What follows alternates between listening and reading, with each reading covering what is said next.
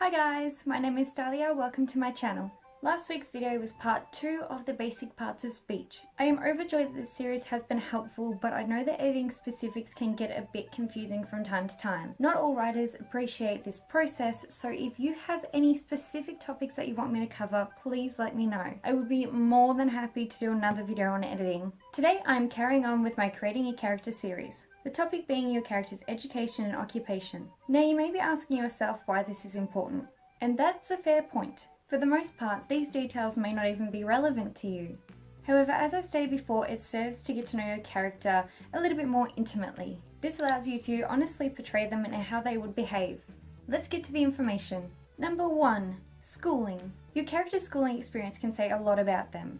Think of your own and how it has affected you, or how it could have affected you had it been different. Maybe your character's school is pertinent to the plot. If so, what's the school's name? Or what was the name? Did they stay at a single school or did they move from one to the other? What did the uniform look like? It could be strict or more laid back. Maybe your character doesn't even wear a uniform. Do the male and female uniforms differ? Do they change with the seasons? Something else you might want to consider is your character's friends while they were at school. A lot of the time our experiences in school revolve around those closest to us.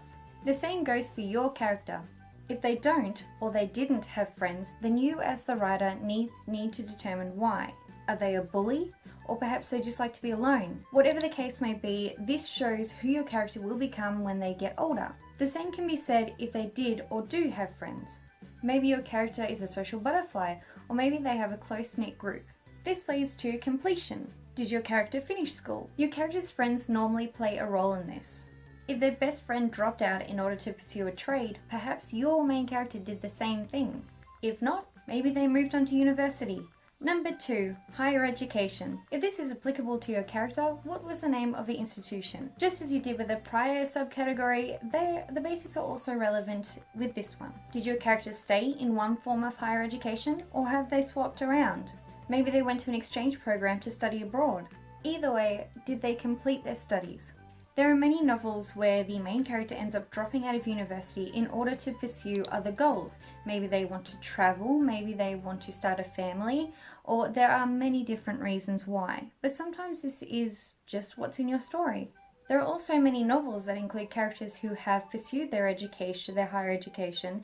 They've gotten a job from it, say something from being a doctor to being a paleontologist, and their schooling was actually pertinent to the plot in that respect. During this time though, who were their circle of friends? Are they still friends with them? Did they study in the same field? What did they study?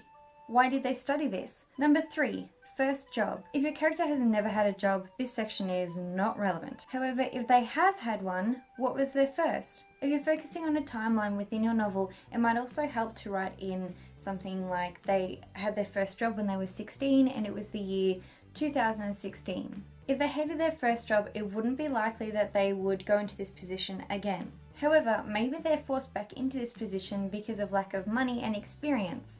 This could cause your character to spiral into self-pity, or maybe they excel. Number 4. Dream job.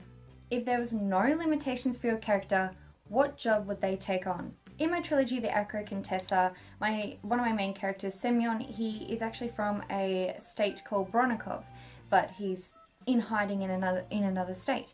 He wishes to go back to his home state in order to pursue his blacksmithing degree. Without the limitation of the authorities of the state of Orville trying to kill him, he would be back with his family, he would be studying, and he would be crafting tools the way he really wants to.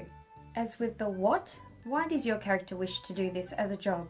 Maybe they want to own a petting zoo because they just really like animals and really don't like humans. You're only limited to your imagination. Number 5. Occupation. Your character's current occupation can say a lot about them. Think of your own. Why did you choose it? What has it been like so far? When did you start? Think of how it affects your life currently. Maybe you work every chance you get and this means that your social life struggles. Maybe you don't work at all because you can't or you're in the process of looking for a job. There are many factors revolving around your active or inactive work life that show who you are as a person. The same factors will also tell you who your characters are. And last but not least, number 6, income. From their current occupation, your character will receive a wage. This could be weekly, this could be fortnightly, this could be monthly. If they do not have a job, perhaps their parents assist them, or the government. In a fantasy setting or a historical setting, your character could be a mercenary. This means they get paid by the job. Either way, your character needs some form of income. This will determine their lifestyle. In Australia, it is recommended by accountants that a working individual should put 10 to 20% of their weekly wage away just for tax. Say a character works for 8 hours a day, 5 days a week, and earns $26 an hour. In Australia, this adds up to $1,040 AUD, and that is before tax. The average wage across the country is $500 to $800 a week, so they're on a pretty good wage in this case. This should pay for their weekly expenses, depending on how lavishly they like to live.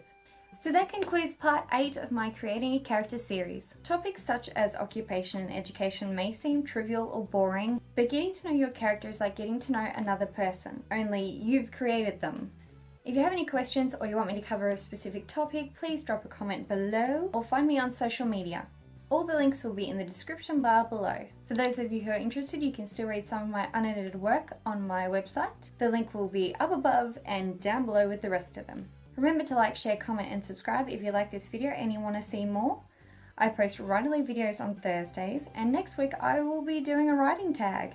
Thank you for joining me today, and I'll see you next Thursday. Bye!